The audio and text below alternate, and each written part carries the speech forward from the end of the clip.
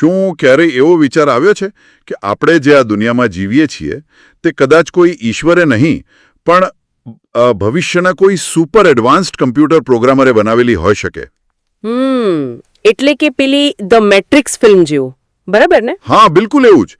એટલે કે આપણું આખું અસ્તિત્વ, આપણી લાગણીઓ, આપણા વિચારો, આ બધું જ માત્ર ગણિતના જટિલ સમીકરણો કે કોડની લાઈનો હોય તો આજના આ ઊંડાણપૂર્વક વિશ્લેષણમાં આપણે બરાબર આવા જ કેટલાક રોમાંચક પ્રશ્નોના જવાબો શોધવાના છીએ.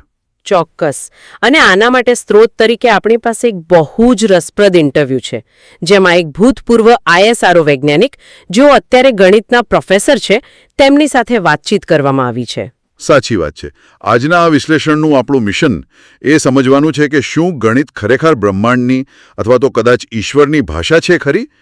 પ્રકૃતિમાં અણુથી લઈને આકાશગંગા સુધી જે અદ્ભુત પેટર્ન જોવા મળે છે, તેની પાછળનું વિજ્ઞાન શું છે? અને સૌથી મોટી વાત તો એ છે કે જો ગણિત આટલું જાદુઈ અને શક્તિશાળી હોય તો પછી આપણી વર્તમાન શિક્ષણ પ્રણાલીએ તેને ઘોખણપટ્ટીનો એક મૃત વિષય કેવી રીતે બનાવી દેલો?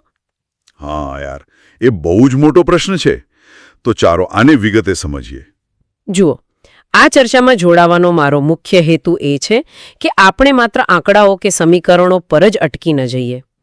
આ વાત માત્ર એટલા પૂરતી સીમિત નથી કે ગણિત શું છે, પરંતુ તે એ સમજાવે છે કે બ્રહ્માંડ ખરેખર શા માટે આ રીતે કામ કરે છે.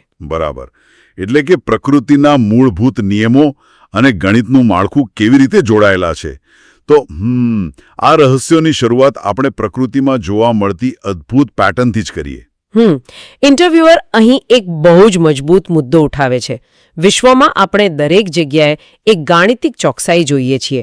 ફૂલોની પાંખડીઓનું જ ઉદાહરણ લઈએ. હા, પેલી ફિબોનાકી સિરીઝ, ખરું ને? હા, બિલકુલ. ફિબોનાકી સિરીઝ એટલે કે સંખ્યાની એવી શૃંખલા જ્યાં દરેક નવી સંખ્યા તેની આગળની બે સંખ્યાઓનો સરવાળો હોય છે. જેમ કે 1, 1, 2, 3, 5, 8, 13. અરે વાહ! અને આશ્ચર્યની વાત તો એ છે કે સૂર્યમુખીના ફૂલના બીજ હોય કે પછી ગુલાબની પાંખડીઓ હોય, અરે પાઇનેપલની બહારની ડિઝાઇન પણ લઈ લો, તે બધું આ જ ચોક્કસ આંકડાઓમાં ગોઠવાયેલું હોય છે. સાચી વાત છે. અને મધમાખીઓનો મધપૂડો પણ હંમેશા હેક્ઝાગોનલ એટલે કે ષટકોણ આકારનો જ જોવા મળે છે. તો પ્રશ્ન એ થાય કે શું આ બધી સચોટ ગોઠવણી કોઈ મહાન આર્કિટેક્ટ અથવા ઈશ્વરની હાજરી સાબિત નથી કરતી? ઉપર છેલ્લી રીતે જોઈએ તો ચોક્કસ એવું જ લાગે કે કોઈએ ઉપર બેસીને આ બધી ડિઝાઇન માપપટ્ટી લઈને દોરી હશે. પણ વૈજ્ઞાનિકનો આના પર શું વિચાર છે? વૈજ્ઞાનિક આ માટે ઈશ્વરના ખ્યાલનો આશરો લેવાને બદલે ભૌતિકશાસ્ત્ર અને ગણિતનો અત્યંત સચોટ તર્ક આપે છે.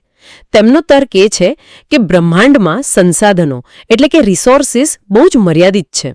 અચ્છા, એટલે પ્રકૃતિનો મૂળભૂત નિયમ ઉર્જા, જગ્યા અને સમયનો બચાવ કરવાનો છે. બરાબર. પ્રકૃતિ હંમેશા ઓપ્ટિમાઇઝેશન એટલે કે શ્રેષ્ઠતમ ઉપયોગ તરફ જ વળે છે. એટલે કે પ્રકૃતિ પણ આપણી જેમ કરકસર કરવામાં માને છે એમને. જો આપણે પેલા મધમાખીઓના મધપૂડાનું જ ઉદાહરણ લઈએ તો મધમાખીને મીણ બનાવવા માટે પુષ્કળ ઉર્જા ખર્ચવી પડે છે. હા, અને આજ તેમને એવો આકાર જોઈએ જેમાં ઓછામાં ઓછા મીણનો ઉપયોગ થાય પણ સામે વધુમાં વધુ મધ સંગ્રહિત કરી શકાય. અને વળી ગુરુત્વાકર્ષણ સામે ટકી રહેવા માટે તે માળખું અત્યંત મજબૂત પણ હોવું જોઈએ. ચોક્કસ. અને ત્યાં જ ભૂમિતિ ચિત્રમાં આવે છે. જુઓ, જો મધમાખીઓ ગોળ આકારના ખાના બનાવે તો દરેક ખાના વચ્ચે ખાલી જગ્યા છૂટી જાય, જે તો સીધો જગ્યાનો બગાડ છે. અને જો તેઓ ચોરસ કે ત્રિકોણ બનાવે તો તે સંપૂર્ણ રીતે જોડાઈ તો જાય પણ મધપૂડાની દિવાલોની મજબૂતાઈ ઘટી જાય. ગણિત સાબિત કરે છે કે ષટકોણ એટલે કે હેક્ઝાગોનલ આકાર જ એકમાત્ર એવો આકાર છે જે આ તમામ શરતો પૂરી કરે છે. ઓહ, એટલે કે તે એકદમ ફિટ બેસે છે અને તેમાં સૌથી ઓછા મીણથી સૌથી વધુ મજબૂતી મળે છે. બિલકુલ. આ કોઈ ઈશ્વરીય ચમત્કાર નથી, પણ મર્યાદિત સંસાધનો વચ્ચે ટકી રહેવા માટે લાખો વર્ષોના ઇવોલ્યુશન દ્વારા પ્રકૃતિએ જાતે શોધી કાઢેલો સૌથી કાર્યક્ષમ રસ્તો છે. આ તર્ક સાંભળવામાં ખૂબ જ સચોટ લાગે છે. પણ હું આ વાતને ચેસની રમત સાથે સરખાવવા માંગુ છું. આપણે જાણીએ છીએ કે ચેસના નિયમો માણસોએ બનાવ્યા છે. હા, હાથી સીધો ચાલશે, ઘોડો અડી કદમ ચાલશે. બરાબર. હવે રમત તો તે નિયમોના આધારે જ ચાલે છે અને તેમાંથી અસંખ્ય નવી ચાલ અને પેટર્ન ઊભી થાય છે. પણ જો બ્રહ્માંડના નિયમો છે, જેમ કે આ ઓપ્ટિમાઇઝેશનનો નિયમ, તો શું તે નિયમો બનાવનાર કોઈ છે ખરું? નિયમો આપમેળે તો ન બની શકે ને? હા, આ ખરેખર એક બહુ મોટો દાર્શનિક પ્રશ્ન છે અને વૈજ્ઞાનિક આનો પ્રતિભાવ આપતા સમજાવે છે કે એકવાર મૂળભૂત ભૌતિક નિયમો અસ્તિત્વમાં આવી જાય પછી પેટર્ન બનવા માટે કોઈ સક્રિય ક્રિએટરની જરૂર પડતી નથી. અચ્છા, એટલે ગુરુત્વાકર્ષણ અથવા ઉર્જા બચાવવાના સિદ્ધાંતો આપમેળે જ પેટર્ન બનાવે છે. હા, આને સમજવા માટે આપણે બ્રહ્માંડમાં ગ્રહોની ગતિનું ઉદાહરણ લઈએ. સૂર્યની આસપાસ ફરતી પૃથ્વીની કક્ષા સંપૂર્ણપણે ગોળ નથી, પણ લંબગોળ છે. હા, અને પૃથ્વીને તે ચોક્કસ કક્ષામાં પકડી રાખવા માટે કોઈ દેખીતી દોરી કે અદૃશ્ય હાથ તો હોતો નથી. ચોક્કસ. ન્યૂટનનું ગુરુત્વાકર્ષણ બળ અને કેપ્લરના નિયમો દર્શાવે છે કે બે દળ ધરાવતા પદાર્થો વચ્ચેનું અંતર અને તેમનો વેગ આપમેળે જ આ લંબગોળ કક્ષા નક્કી કરે છે. આ એક એવી ન્યૂનતમ ઊર્જાની સ્થિતિ છે જ્યાં ગ્રહ સ્થિર રહી શકે છે. એટલે આના માટે કોઈ બાહ્ય શક્તિની જરૂર નથી? સિદ્ધાંતો જેવા છે કે પરિણામ ગાણિતિક રીતે આપમેળે એ જ આવે છે? બિલકુલ. એટલે જ વૈજ્ઞાનિક કહે છે કે આ બધી જટિલ પેટર્ન પાછળ મર્યાદિત સંસાધનો અને ભૌતિક નિયમોનો સમન્વય જ પૂરતો છે. અરે વાહ, આ વિચાર ખરેખર મગજના તાર ઝણઝણાવી દે તેવો છે. પ્રકૃતિ તો અબજો વર્ષોથી આ ગણિતનો ઉપયોગ કરે છે, પણ જ્યારે માણસે આજ ગણિતનો ઉપયોગ કરીને અવકાશમાં જોવાનું શરૂ કર્યું ત્યારે શું થયું? થિયોરી જ નહીં, પણ વાસ્તવિક પરિસ્થિતિમાં ગણિત કેવી રીતે કામ કરે છે તે તેમણે પ્રત્યક્ષ જોયું. બરાબર. અને ઈસરોમાં તેમનું કામ કોઈ સામાન્ય કામ ન હતું. તેમણે ભારતની પોતાની નેવિગેશન સિસ્ટમ, જેને આપણે નાવિક કહીએ છીએ, તેના નિર્માણમાં અત્યંત મહત્વની ભૂમિકા ભજવી હતી. ઓહ, નાવિક એટલે નેવિગેશન વિથ ઇન્ડિયન કોન્સ્ટલેશન. આ પ્રોજેક્ટની પાછળ તો એક બહુ જ ઐતિહાસિક કારણ જોડાયેલું છે ખરું ને? કારગિલ યુદ્ધની ઘટના. હા, બિલકુલ. સ્ત્રોતોમાં ઉલ્લેખ છે તેમ કારગિલ યુદ્ધ વખતે ભારતીય સેનાને દુશ્મનોની ચોક્કસ ભૌગોલિક સ્થિતિ જાણવા માટે અમેરિકા પાસે જીપીએસ સિસ્ટમના ડેટાની મદદ માંગી હતી. પણ તે મદદ સ્પષ્ટપણે નકારી કાઢવામાં આવી હતી. સાચી વાત છે. અને આ એક ક્ષણ હતી જ્યારે ભારતે નક્કી કર્યું કે વ્યૂહાત્મક બાબતોમાં આપણે કોઈના પર નિર્ભર નહીં રહીએ. આપણે આપણી પોતાની સ્વદેશી નેવિગેશન સિસ્ટમ બનાવીશું. અને આ વૈજ્ઞાનિકે તે જ પ્રોજેક્ટ પર કામ કર્યું. તો આ નાવિક પ્રોજેક્ટમાં ગણિતનો રોલ શું છે? કારણ કે નેવિગેશન એટલે તો આપણે સામાન્ય રીતે નકશો જોવો એમ જ માનીએ છીએ. ના, આમાં ગણિતનો બહુ મોટો અને જટિલ રોલ છે. તેમાં પૃથ્વીથી હજારો કિલોમીટર દૂર રહેલા સેટેલાઇટ સતત રેડિયો સિગ્નલ મોકલે છે. પૃથ્વી પર રહેલા રિસીવરને ઓછામાં ઓછા 4 અલગ અલગ સેટેલાઇટના સિગ્નલ મળે ત્યારે તે સિસ્ટમ ટ્રાયેંગ્યુલેશન નામની ગાણિતિક પ્રક્રિયાનો ઉપયોગ કરે છે. અચ્છા, એટલે કે સેટેલાઇટ અવકાશમાં કેટલી ગતિથી ફરી રહ્યો છે, ત્યાંથી મોકલેલા સિગ્નલને પૃથ્વી પર આવતા કેટલા માઇક્રોસેકન્ડનો સમય લાગ્યો, પૃથ્વીનું ગુરુત્વાકર્ષણ તે સિગ્નલના તરંગો પર શું અસર કરે છે, આ બધું જ શુદ્ધ ગણિત છે. હા, અને વિચારો, જો આ ગણતરીમાં 1 સેકન્ડના 1000માં ભાગની પણ ભૂલ થાય તો જમીન પર લોકેશન ઘણા કિલોમીટરો દૂર બતાલે. બાપ રે, આ તો બહુ જ ચોકસાઈ માંગી લે તેવું કામ છે. બિલકુલ. અને આઈએસઆરઓના આ જ વાતાવરણમાં કામ કરતા વૈજ્ઞાનિકના ગણિત પ્રત્યેના વિચારો વધુ પરિપક્વ થયા. તેમણે જોયું કે સેટેલાઇટને કક્ષામાં મૂકવાથી લઈને તેના નિયંત્રણ સુધી બધું જ ગાણિતિક સમીકરણો પર આધારિત છે. અને તેમણે એ પણ અનુભવ્યું કે આપણા રોજના જીવનની સામાન્ય લાગતી ઘટનાઓ પણ ગણિત પર જ ચાલે છે ખરું ને? હા, તેમણે એક ખૂબ જ સુંદર ઉદાહરણ આપ્યું છે કે જ્યારે બે લોકો વાત કરે છે ત્યારે ખરેખર ભૌતિક સ્તરે શું થઈ રહ્યું હોય છે. અવાજના તરંગોની વાત. એટલે કે જ્યારે આપણે બોલીએ છીએ ત્યારે ફેફસામાંથી આવતી હવા ગળામાં રહેલા વોકલ કોર્ડ્સમાં કંપન પેદા કરે છે. બરાબર. આનાથી હવામાં દબાણના તરંગો ઉત્પન્ન થાય છે. આ અવાજના તરંગો હવામાં મુસાફરી કરીને સાંભળનારના કાનના પડદા પર અથડાય છે. અને ત્યાંથી અસલી જટિલતા શરૂ થાય છે. કાનની અંદર રહેલા નાના હાડકાઓ આ કંપનને વધારે છે અને પછી તેને પ્રવાહી ભરેલી નળીઓમાં મોકલે છે. હા, અને ત્યાં રહેલા નાના વાળ જેવા કોષો આ યાંત્રિક કંપનને ઇલેક્ટ્રિકલ સિગ્નલમાં ફેરવે છે, જે મગજ સુધી પહોંચે છે અને આપણે અવાજને સમજીએ છીએ. વૈજ્ઞાનિક કહે છે કે આ આખી જટિલ પ્રક્રિયા ડિફરન્શિયલ ઇક્વેશન અને ફ્લુઇડ ડાયનેમિક્સ દ્વારા અત્યંત ચોકસાઈથી સમજાવી શકાય છે. શું વાત છે!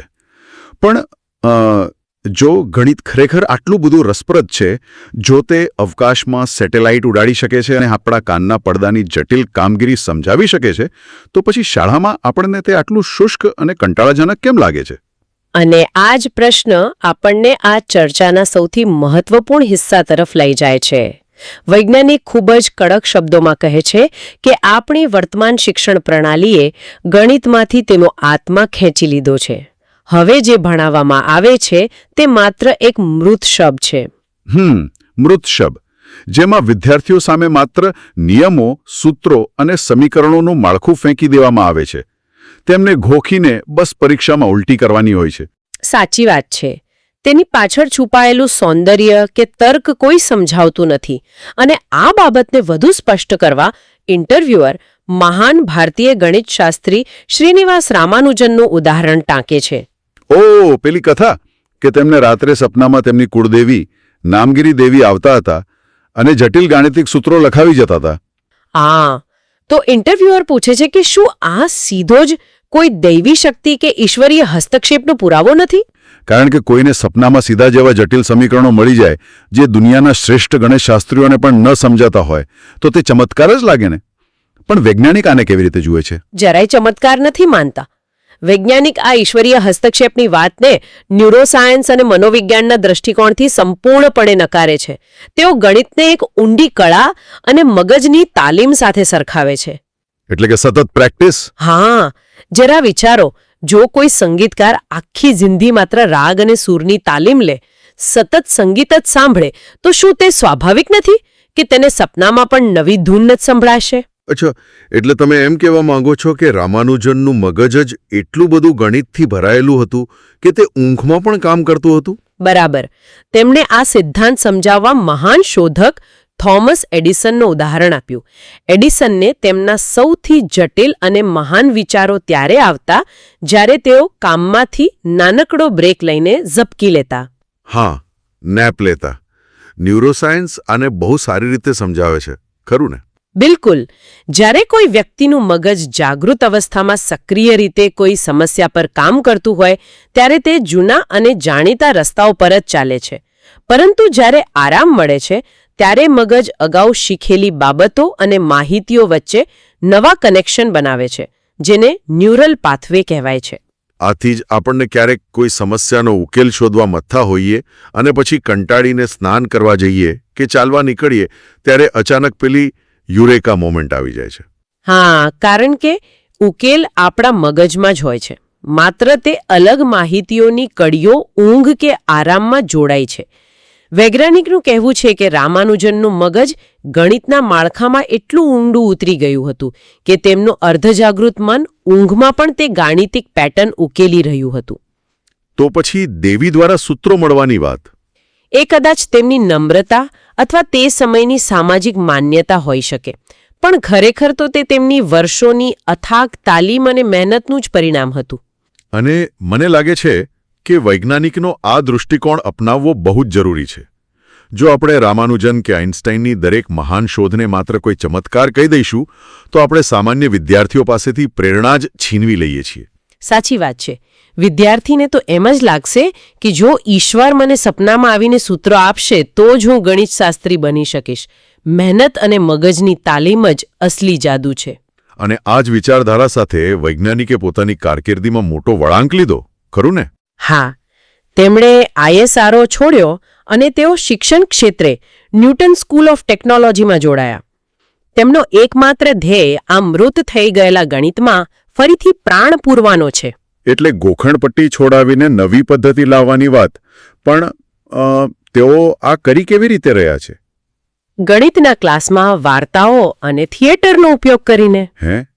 ગણિત ભણાવવા માટે થિયેટર અને નાટક આ વડે કેવી રીતે શક્ય છે? જો તેઓ સમજાવે છે કે માનવીય મગજ હજારો વર્ષોથી વાર્તાઓ સાંભળીને જ ઇવોલ્વ થયું છે. આપણે આંકડાઓ ભૂલી જઈએ છીએ પણ વાર્તા યાદ રહે છે. એ વાત તો સાચી. જો શિક્ષક માત્ર બોર્ડ પર F=ma લખીને કહે કે આ સૂત્ર ગોખી લો તો વિદ્યાર્થી તે ક્યારેય હૃદયથી સમજી નહીં શકે. પરંતુ જો ક્લાસરૂમમાં આઇઝેક ન્યૂટનની વાર્તા ઊભી કરવામાં આવે. એટલે તમે એમ કહેવા માંગો છો કે તેઓ ન્યૂટનના મગજમાં શું ચાલતું હતું તે વિદ્યાર્થીઓને અનુભવવા માંગે છે? બિલકુલ. ન્યૂટન કયા જમાનામાં જીવતા હતા? પ્લેગનો રોગચાળો ચાલતો હતો ત્યારે તેઓ ઘરમાં પૂરાયેલા હતા. તેઓ કઈ વૈજ્ઞાનિક સમસ્યા પર અટકી ગયા હતા અને તેમણે વર્ષો સુધી કેવી રીતે તે સમસ્યા પર વિચાર કર્યો? અરે વાહ! જ્યારે આવી પરિસ્થિતિ નિર્માણ કરવામાં આવે ત્યારે વિદ્યાર્થી માત્ર એક સમીકરણ નથી શીખતો, તે ન્યૂટનની વિચારવાની પ્રક્રિયા શીખે છે. વિદ્યાર્થીને સમજાય છે કે વિજ્ઞાન ખરેખર કેવી રીતે આગળ વધે છે. હા, અને તેમણે ઇન્ટરવ્યૂમાં એક બીજું બહુ જ રસપ્રદ ઉદાહરણ આપ્યું કે પૃથ્વી પરનું સૌથી પહેલું ગાણિતિક પ્રૂફ એટલે કે સાબિતી કોણે આપી હતી અને શા માટે આપી હતી? અચ્છા, એ પ્રૂફ કયું હતું અને શા માટે તેની જરૂર પડી? પ્રાચીન ગ્રીક ગણિતશાસ્ત્રી થેલ્સ ઓફ મિલેટ્સે સૌથી પહેલી સાબિતી આપી હતી કે વર્તુળનો વ્યાસ તેને બે સરખા ભાગમાં વહેંચે છે. પણ કોઈ પણ સામાન્ય માણસ વર્તુળ જોઈને જ કહી દેશે કે હા, વચ્ચેથી સીધી લીટી દોરો એટલે બે સરખા ભાગ જ થાય. આમાં નવું શું છે? આને સાબિત કરવાની જરૂર જ શું છે? પણ ગણિતશાસ્ત્રીઓએ આને માત્ર આંખના ભરોસે સ્વીકારવાને બદલે તાર્કિક રીતે સાબિત કરવાની જરૂર પડી, કારણ કે ત્યાંથી ગણિતની એક નવી ફિલોસોફી શરૂ થઈ. ઓહ, એટલે માત્ર દેખાય છે એટલે માની લેવું નહીં, પણ તર્કબદ્ધ પગલાં લઈને કોઈ બાબતને સાચી ઠરાવવી. બિલકુલ. જ્યારે વિદ્યાર્થીઓને આ વાર્તા કહેવામાં આવે છે ત્યારે તેમનામાં જિજ્ઞાસા જન્મે છે કે માણસ જાતને આવી દેખીતી વસ્તુઓ સાબિત કરવાની જરૂર કેમ પડી? આ વાત પરથી મને તમે ઉલ્લેખેલા પેલા નિબંધની વાત યાદ આવે છે. પોલ લોકહાર્ટનો પ્રખ્યાત નિબંધ અ મેથેમેટિશિયન્સ લેમેન્ટ. તેમાં આપેલો વિચાર ખરેખર ચોંકાવનારો છે. હા, તેમાં એક કાલ્પનિક પરિસ્થિતિ વર્ણવવામાં આવી છે. ધારો કે સમાજમાં સંગીતનું શિક્ષણ બધા માટે ફરજિયાત કરી દેવામાં આવે, પરંતુ શાળાઓમાં બાળકોને ક્યારેક કોઈ વાદ્ય વગાડવા ન મળે, કોઈ ગીત સાંભળવા જ ન મળે. હે? તો પછી તેઓ શીખે શું? તેમને માત્ર કાગળ પર સંગીતની નોટ્સ, સૂર અને તાલના નિયમો લખવાની ગોખણપટ્ટી કરાવવામાં આવે. અરે બાપરે! એ તો સંગીતની સરાજાહેર હત્યા સમાન છે. બાળકોને ક્યારે ખબર જ ન પડે કે સંગીતનો અસલી આનંદ શું છે અને તેઓ તો સંગીતને નફરત કરતા થઈ જાય. અને વૈજ્ઞાનિક ભારપૂર્વક કહે છે કે અત્યારે આપણે ગણિત સાથે બરાબર આવું જ કરી રહ્યા છીએ. ઔદ્યોગિક ક્રાંતિ પછી આપણી શિક્ષણ વ્યવસ્થા જેવી બની ગઈ છે. સાચી વાત છે. આપણને માત્ર ફેક્ટરીમાં કામ કરતા, સૂચનાઓનું પાલન કરતા અને પરીક્ષા પાસ કરતા મજૂરો જ જોઈતા હતા. આપણે એવા આર્ટિસ્ટ્સ કે માસ્ટર્સ તૈયાર કરવાનું જ બંધ કરી દીધું જેઓ ગણિતના સૌંદર્યને માણી શકે. આ સાંભળીને ખરેખર દુઃખ થાય છે. પણ NSC-ST દ્વારા વાર્તાઓ થકી જે પ્રયાસ થઈ રહ્યો છે તે એક આશાનું કિરણ છે. હવે જુઓ, અહીંથી ચર્ચા ખરેખર એક જટિલ અને ખૂબ જ રસપ્રદ વળાંક લે છે. હા, કારણ કે અત્યાર સુધી આપણે ગણિતની શક્તિ અને તે પ્રકૃતિને કેટલી સચોટ રીતે વર્ણવે છે તેની વાત કરી, પણ ઇન્ટરવ્યુઅર અહીં એક બહુ ઊંડો પ્રશ્ન પૂછે છે. હા, કે શું ગણિત બ્રહ્માંડની દરેક વસ્તુ સમજાવી શકે છે? ખાસ કરીને શું તે માનવ ચેતના એટલે કે કોન્શિયસનેસને સંપૂર્ણપણે ડીકોડ કરી શકે છે? અને આ ચર્ચાનો સૌથી જટિલ ભાગ છે. ઇન્ટરવ્યુઅરનો તર્ક એવો છે કે જો માનવ ચેતના અને આપણા વિચારો માત્ર મગજમાં ચાલતા કેમિકલ રિએક્શન અને ગાણિતિક સમીકરણોનું જ પરિણામ હોય તો એક દિવસ આપણે તે સમીકરણો શોધી કાઢીશું. અને જો ગણિત ચેતનાને સમજી લેશે તો આર્ટિફિશિયલ ઇન્ટેલિજન્સ એટલે કે AI તે સમીકરણોનો ઉપયોગ કરીને આપણને કોમ્પ્યુટરમાં સિમ્યુલેટ કરી શકશે. બરાબર. એટલે કે પાછી પેલી ધ મેટ્રિક્સ ફિલ્મની વાત આવી ગઈ, જ્યાં આપણું અસ્તિત્વ માત્ર એક કમ્પ્યુટર કોડ હશે. જો આવું શક્ય છે તો ઇન્ટરવ્યુઅરનો દાવો સાચો પડે કે આપણને બનાવનાર કોઈ મહાન પ્રોગ્રામર કે ઈશ્વર છે. પણ વૈજ્ઞાનિક આ કાલ્પનિક ડરનો જવાબ ગણિતના જ ઇતિહાસમાંથી અત્યંત સચોટ પુરાવાઓ સાથે આપે છે. તેઓ 3 મહાન ગણિતશાસ્ત્રીઓનો ઐતિહાસિક સંદર્ભ આપે છે: જ્યોર્જ કેન્ટર, ડેવિડ હિલ્બર્ટ અને એલન ટ્યુરિંગ. અચ્છા, તો શરૂઆત કેન્ટરથી થાય છે, ખરું ને? હા.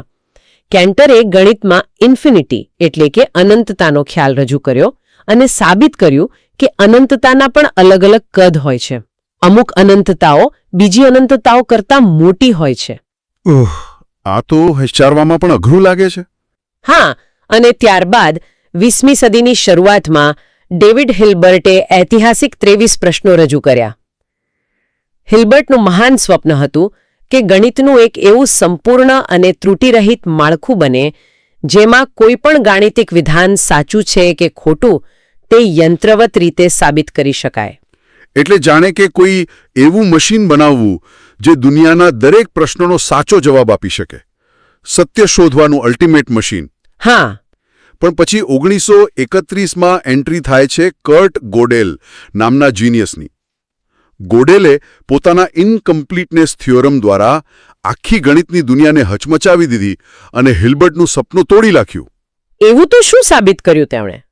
ગોડેલે ગાણિતિક રીતે સાબિત કરી દીધું કે ગણિતની કોઈ પણ જટિલ સિસ્ટમમાં હંમેશા અમુક એવા વિધાનો હશે જે સંપૂર્ણપણે સત્ય હોવા છતાં તમે તે જ સિસ્ટમના નિયમોમાં રહીને તેને ક્યારે સાબિત કરી શકતા નથી. આ સમજવું થોડું મુશ્કેલ છે. ગણિત જેનો પાયો જ સાબિતીઓ પર છે તે પોતે જ સ્વીકારે છે કે અમુક વસ્તુઓ સાબિત થઈ શકતી નથી. આ કેવી રીતે શક્ય છે? આને સમજવા માટે આપણે એક સરળ પેરેડોક્સનું ઉદાહરણ લઈએ. ધારો કે એક વાક્ય છે, આ વાક્ય ખોટું છે. હવે તમે જ વિચારો, જો આ વાક્ય સાચું હોય તો તેનો અર્થ એ થાય છે કે તે ખોટું છે. અરે હા, અને જો વાક્ય ખોટું હોય તો તેનો અર્થ એ કે તે સાચું છે. આ તો એક અનંત લૂપ છે. બિલકુલ. ગોડેલે ગણિતની જટિલ ભાષામાં બતાવ્યું કે ગણિતમાં પણ આવા લૂપ હોય છે. ગણિત ક્યારેય પોતાની જાતને સંપૂર્ણપણે અને ત્રુટિરહિત રીતે સાબિત કરી શકે નહીં. અને આ જ વાત એલન ટ્યુરિંગે કમ્પ્યુટર સાયન્સમાં લાગુ કરી ખરું ને, પેલો કમ્પ્યુટેબિલિટીનો સિદ્ધાંત. હા, ગોડેલના સિદ્ધાંત પરથી એલન ટ્યુરિંગે સાબિત કર્યું કે કમ્પ્યુટરની ગણતરી કરવાની ક્ષમતાની પણ મર્યાદાઓ છે. એવા પ્રશ્નો અસ્તિત્વમાં છે જેને કોઈ પણ કમ્પ્યુટર કે અલ્ગોરિધમ ભલે તેને ગમે તેટલો સમય આપવામાં આવે ઉકેલી શકતો નથી. ઓહ, આનો સીધો અર્થ એ છે કે ગણિત પોતે જ સત્યની અને કમ્પ્યુટરની મર્યાદાઓ નક્કી કરે છે. ચોક્કસ. તેથી બ્રહ્માંડની દરેક વસ્તુ અને ખાસ કરીને માનવ ચેતના જે અત્યંત જટિલ છે તે કદાચ ક્યારેય સંપૂર્ણ રીતે કોઈ સમીકરણમાં બાંધી શકાશે નહીં. અને તેથી કોઈ એડવાન્સ એઆઈ તેને સંપૂર્ણપણે સિમ્યુલેટ કરી શકશે નહીં. આ ખરેખર અદ્ભુત અને નમ્રતા શીખવનારી વાત છે. એક તરફ ગણિત આપણને અવકાશમાં તારાઓ સુધી પહોંચાડે છે અને બીજી તરફ તે જ ગણિત નમ્રતાપૂર્વક પોતાની મર્યાદાઓનો સ્વીકાર કરે છે. બિલકુલ. તો આજે આપણે આ ઊંડાણપૂર્વક વિશ્લેષણમાં ઘણું બધું સમજ્યા. આપણે જોયું કે ગણિત એ માત્ર પાઠ્યપુસ્તકના પાનાઓમાં કેદ થયેલો કોઈ કંટાળાજનક વિષય નથી. તે મધમાખીના મધપૂડાથી લઈને ઇસરોના સેટેલાઇટ્સ અને આપણા મગજના ન્યુરોન્સ સુધી વિસ્તરેલી એક અદ્ભુત અને જીવંત કળા છે. અને આપણે એ પણ જોયું કે કેવી રીતે વાર્તાઓ અને યોગ્ય અભિગમ દ્વારા આ મૃત વિષયને ફરીથી જીવંત કરી શકાય છે અને નવી પેઢીમાં જિજ્ઞાસા જગાવી શકાય છે. હા, અને આપણે એ પણ સમજ્યા કે બ્રહ્માંડની જટિલતાઓને સમજવા માટે આપણે દરેક જગ્યાએ ઈશ્વરીય ચમત્કાર શોધવાની જરૂર નથી. સાચી વાત છે. પ્રકૃતિના પોતાના નિયમો અને ગણિતની ભાષા જ એક સુંદર ચિત્ર રજૂ કરવા માટે પૂરતી છે. તેમ છતાં ગણિત આપણને એ પણ યાદ અપાવે છે કે આપણે બધું જ જાણી શકતા નથી. તો આજના આ વિશ્લેષણના અંતે હું એક વિચાર સાથે આ ચર્ચા પૂરી કરવા માંગુ છું. જો ગણિત, જે બ્રહ્માંડને સમજવાની આપણી સૌથી શક્તિશાળી ભાષા છે, તે પોતે જ કર્ટ ગોડેલના સિદ્ધાંત દ્વારા એમ કહેતું હોય કે અમુક સત્યો એવા છે જે ક્યારેય સાબિત કરી શકાતા નથી, તો શું એવું બની શકે કે આપણી માનવીય લાગણીઓ, કળા અને જેને આપણે ઊંડાણપૂર્વકનું અંતર્જ્ઞાન અથવા ઇન્ટ્યુશન કહીએ છીએ તે આ સાબિત ન થઈ શકે તેવા સત્યોની જ કોઈ અજાણી ભાષા હોય? બહુ જ ઊંડો વિચાર છે આ. કદાચ અમુક રહસ્યો સાબિત કરવા માટે નહીં પણ માત્ર અનુભવવા માટે જ સર્જાયા છે. આ વિચાર પર મનન કરજો અને જ્ઞાનની આ સફર અવિરત ચાલુ રાખજો. ફરી મળીશું એક નવા વિશ્લેષણ સાથે.